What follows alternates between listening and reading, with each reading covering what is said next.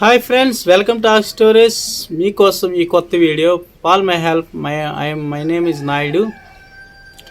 మీకు చాలా విషయాలు చెప్పడానికి ఈ వీడియో చేస్తున్నాను. ఎందుకంటే చాలామంది మనం ల్యాండ్ కానీ సైట్ కానీ ఫ్లాట్స్ కానీ కొనాలనుకుంటాం. ఈ ఫ్లాట్స్ సైట్స్ ల్యాండే ఎందుకు కొనాలనుకుంటామంటే మనం భూమి అనేది శాశ్వతం. ఎప్పటికీ కూడా మన తాత ముత్తాతల నుండి మనల వరకు ఈ భూమి అనేది మారలేదు. సో స్థిరంగా ఉండే ఒక అసెట్. ఈ స్థిరంగా ఉండే అసెట్ చాలా ఇంపార్టెంట్. రోజు దాని వాల్యూ పెరుగుతుందే తప్పితే తగ్గట్లేదు. కాబట్టి ప్రతి ఒక్కరం కూడా అసెట్ని కొనడం అనేది చాలా ఇంపార్టెంట్. బంగారం కొనవచ్చు, ల్యాండ్ కొనవచ్చు, సైట్ కొనవచ్చు. ఇంకా బంగారం రేటు కూడా ఆ మెటల్స్లో ఇది కూడా దీని వాల్యూ పెరుగుతూనే ఉంది రోజు. కాబట్టి ప్రతి ఒక్కరు కూడా ల్యాండే కొనాలనుకుంటారు. ఎందుకంటే నీ జీవితంలో నువ్వు ₹1 పెట్టినట్లయితే నీ తరతరాలకి అది 100 రెట్లు పెరిగే అవకాశం ఒక్క అసెట్ ల్యాండ్లోనే ఉందన్నమాట. అంత ఇంపార్టెంట్ ల్యాండ్ అంటే.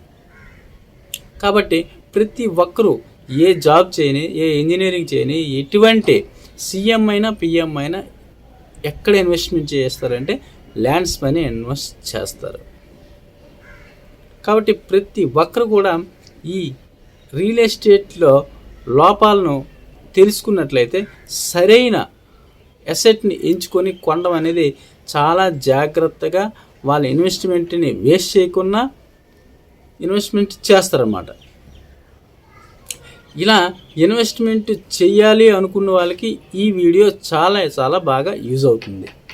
మనం కంగారుగా ఏదో విషయాలు చెప్పాలి వీడియోలో ఫాస్ట్ చెప్పేసి వాళ్ళ యొక్క విషయం క్లారిటీ లేకుండా చాలా విషయాలు మనం చెప్తూ ఉంటారు. కానీ మనం ఇక్కడ ఆ రకంగా చేయదలుచుకోలేదు అనమాట. ఎందుకంటే ప్రతి ఒక్కరికి కూడా విషయం పైన క్లారిటీ ఉన్నట్లయితే ఆ వీడియో చాలా ఇంపార్టెంట్గా తీసుకొని వాళ్ళు సెండ్ చేయడం కానీ సబ్స్క్రైబ్ చేయడం కానీ చేస్తారు. ఖచ్చితంగా షేర్ చేస్తారు. ఒక మనిషికి ఇంపార్టెంట్ అనేది ప్రక్క మనిషికి ఇంపార్టెంట్ అవుతుంది. ఈ విషయాలు నేను పరిగణనలో తీసుకొని వీడియోని చాలా క్లియర్గా క్లిష్టంగా మీకు తెలియచేయాలనుకుంటున్నాను.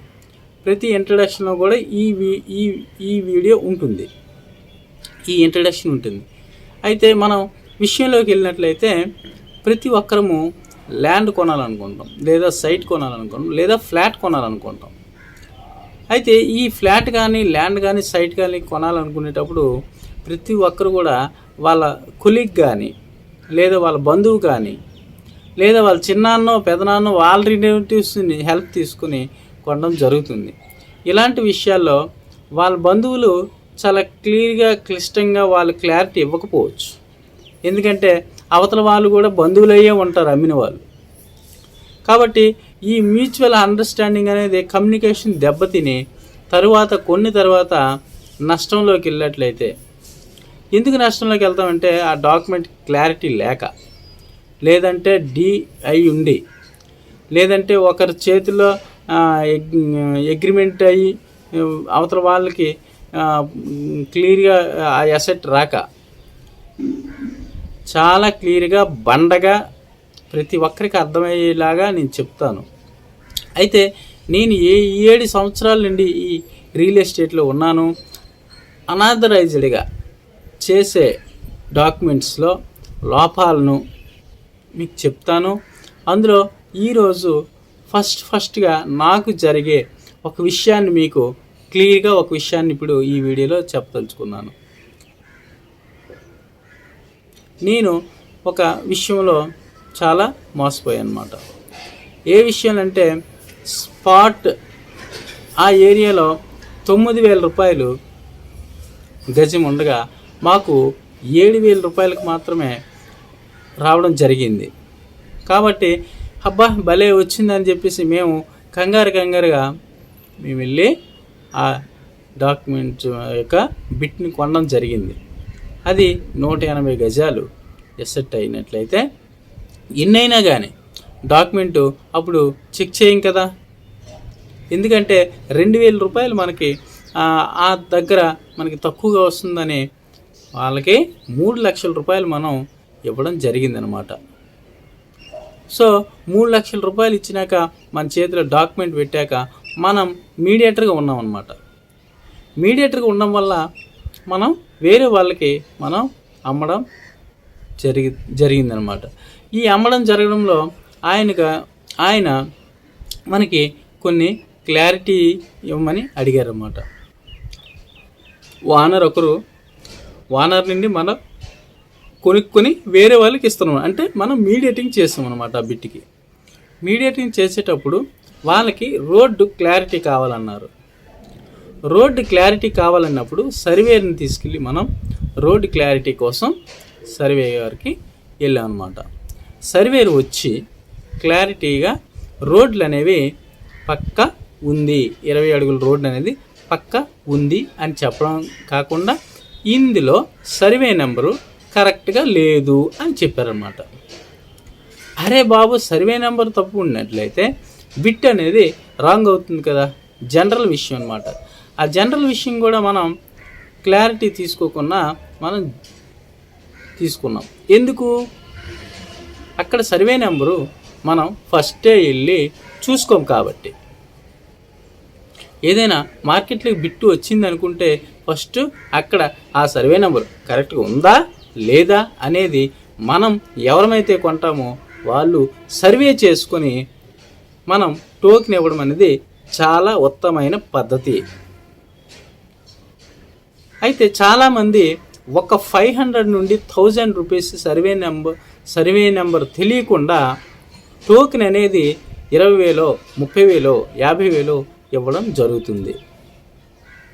తరువాత అగ్రిమెంట్ చేసుకున్న తర్వాత ఈయన వేరే పని మీదో లేకపోతే వేరే వాళ్ళు అడగడం, ఎక్కువ రేటుకి అడగడంతో వెళ్ళి వెరిఫికేషన్ చేసినట్లయితే సర్వే నెంబర్లు తప్పు వస్తాయి. కాబట్టి ప్రతి కొత్తగా వచ్చిన ఎవరైనా కానీ కస్టమరు ఫస్ట్ ఏదైతే ఇష్టపడతామో ఆ యొక్క సైట్ యొక్క సర్వే నెంబర్ తెలుసుకోవడం అనేది చాలా చాలా ఇంపార్టెంట్. మరొకసారి చెప్తున్నాను, ఒక కస్టమరు ఎవరైనా కొనాలి అనుకుంటే ఆ యొక్క సైట్ యొక్క సర్వే నెంబర్ తెలుసుకోవడం అనేది చాలా ఇంపార్టెంట్.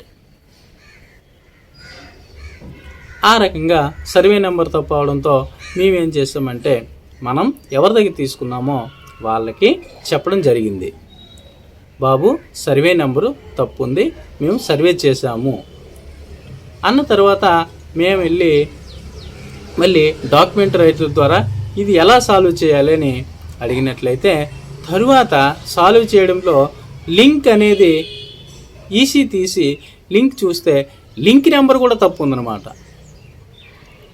సో ఆ రకంగా లింకు తప్పే, సర్వే నెంబరు తప్పే.